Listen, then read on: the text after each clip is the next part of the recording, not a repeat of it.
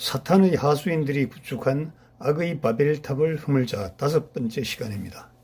제가요, 변개된 성경을 보지 말자고 하는 것은요, 정의와 윤리와 양심의 문제이기 때문입니다.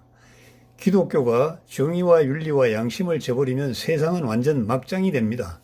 지금 대한민국의 막장 시리즈는 성경이 성경의 역할을 하지 못하는 비극으로 시작되었습니다. 세상은 혼탁해도 교회는 그래도 성당은 그나마 청량할 것이라고 미리 믿고 가는 교인들이 시간이 지날수록 이거 아닌데 왜 이러지 하고 느끼게 됩니다. 느낀 사람들의 반응은 3가지 정도일 겁니다. 첫째, 있을 곳이 못 됐다면서 믿을 놈 한 놈 없다면서 일어서 나오는 사람들일 겁니다. 두 번째는 그냥 멍청히 듣고 있는 사람들이죠. 그래도 목사인데, 그래도 신부인데 저들에게 밑보이면 천국 못 가는 거 아닌가라고 생각하고 또 인내와 순종을 익히라고 하나님께서 조성하신 상황이라고 간주하고 마냥 앉아 있습니다. 그러니까 목사는 신부는 지지나서 더 하는 겁니다. 목사 신부 승려가 공산주의나 사회주의를 주장하는 것은 정신병자 아니면 또라이입니다. 이번 47대 미국 대통령 트럼프가 가톨릭 미사에 참석했죠. 주임 신부가 좋은 말을 한 후에 마지막으로 부탁할 것이 있다면서 성소수자에 대한 그리고 그 불법 이민자에 대한 배려와 관심을 부탁한다고 했습니다.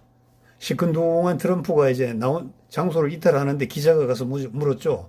그 생각이 어떠세요? 이러니까 트럼프가 딱 한마디로 나 별로 관심 없는 소리예요 하고 그냥 일축해버립니다. 세상에는 동성의 문제가 있을 수가 있지만 그렇다고 정책적으로 보호한답시고 그 상황을 조성하는 것은 지원하는 것은 어불성설입니다. 그럼 3번째는 박수치고 아멘으로 화답하는 멍청이들입니다. 김정은 사진을 띄워놓고 위대한 인물이라고 설교해도 박수칩니다. 신부가 공산주의를 찬양해도 박수칩니다. 아마 이들은 사상이 전도되었거나 교회나 성당을 자기 사업을 위한 판으로 이용하려는 그 악의에 찬 사람들일 겁니다. 제가 한글 킹 제임스 성경을 봐야 한다고 주장하지만 이미 여기도 스틸러들이 등장했습니다. 말씀 보존 확해 정보에 따르면 인천에 정동수라는 사람이 있습니다. 그리고 윤경원이라는 사람이 있습니다. 미국의 김경환이라는 사람도 있고 그 외 여러 명이 있다고 합니다.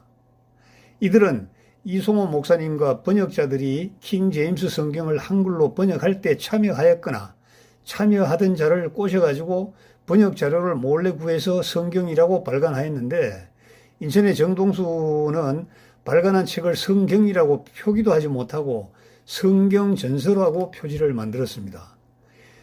제 눈에는 그의 그 표정을 보면 늘 불안해, 뭔가 늘 쫓기고 있는 이 뒷목이 뻐근한 그러한 그 인상을 받았거든요. 그래서 자기도 얘기하더라고요. 불면증 때문에 약을 먹지 않으면 잠을 자지 못합니다. 그리고 제 아내는 방향을 기억하지 못하는 방향 기억 상실증에 걸려서 부산에 가면 혼자서 인천으로 못 돌아옵니다. 이렇게 얘기하더라고요. 그러면서 성경을 발간하고 하나님을 믿는 우리 그리스도인도 질병은 늘 있는 겁니다. 이렇게 이제 하더라고요. 그런 말 안 하면 저희들이 알 수가 없는데 제 생각에는 그거 아닌데 질병이 있는 게 아니고 뭔가 벌써 징계받는 거 아니야? 이 생각이 들더라고요. 말씀 보존학회의 정보에 의하면 이들은 바이블 스틸러입니다. 스틸한 기록을 보고 전파하는 사람을 뭐라 그러죠? 쉽게 말해서 장물합이라고요. 한통속입니다.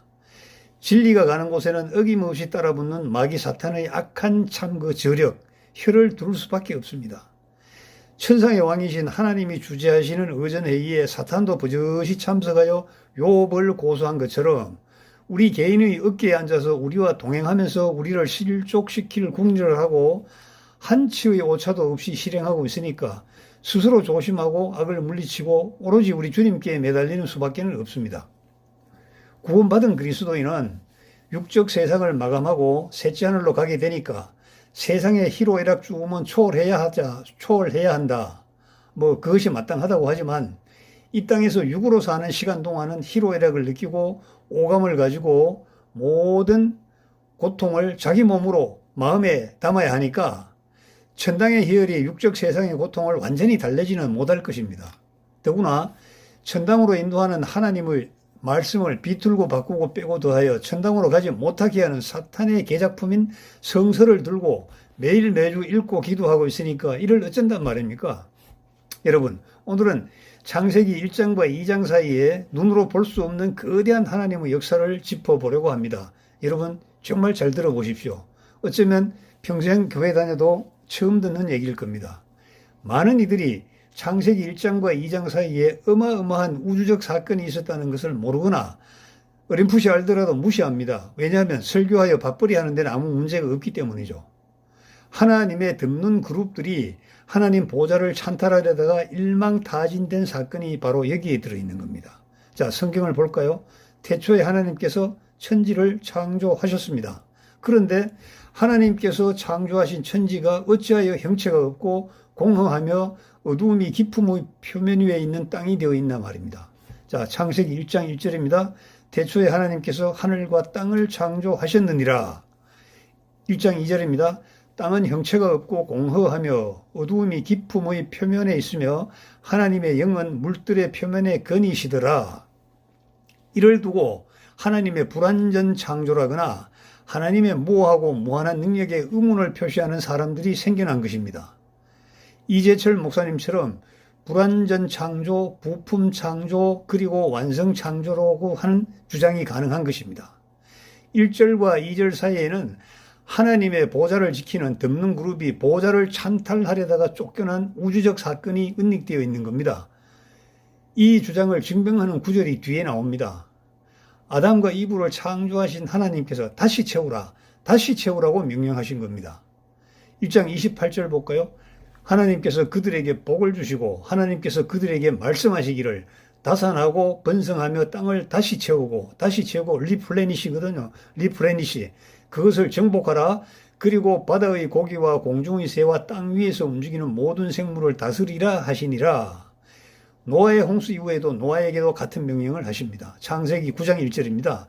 하나님께서 노아와 그의 아들들에게 복을 주시며 그들에게 말씀하시기를 다산하고 번성하여 땅을 다시 채우라. 리플레니시.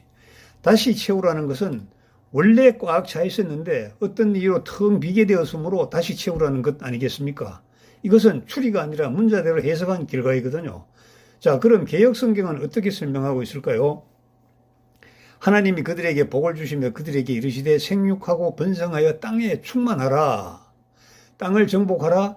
바다의 고기와 공중의 새와 땅에 움직이는 모든 생물을 다스리라 하시니라. 창세기 1장 28절입니다. 하나님이 노아와 그 아들들에게 복을 주시며 그들에게 이르시되 생육하고 번성하며 땅에 충만하라. 창세기 9장 1절의 말씀입니다. 다시 채우라와 충만하라. 리플레니시와 필. 여러분, 어감이 어떻습니까? 느끼는 강도가 어떻습니까? 꽉 채우는 겁니까? 아니면 가능한 대로 능력대로 채워나가는 겁니까? 명령의 절박성이 여러분 느껴지십니까? 오늘은요, 다시 채우라. 이거와 그 다음에 창세기 1장 1절과 2절 사이에 어마어마한 우주적 사건. 하나님의 그 보좌를 덮는 그룹들이 보좌 찬탈을 기도하다가 완전히 박멸되어서 완전히 소탕되는 그 사건입니다. 이런 사건들은 세상에도 늘 일어납니다. 지금 대한민국 내란이냐 아니냐로 싸우는 지금 대한민국의 사건도 다른 각도에서 보면은 이와 별반 다를 것이 없습니다. 여러분, 감사합니다. 다음 시간에 또 뵙겠습니다.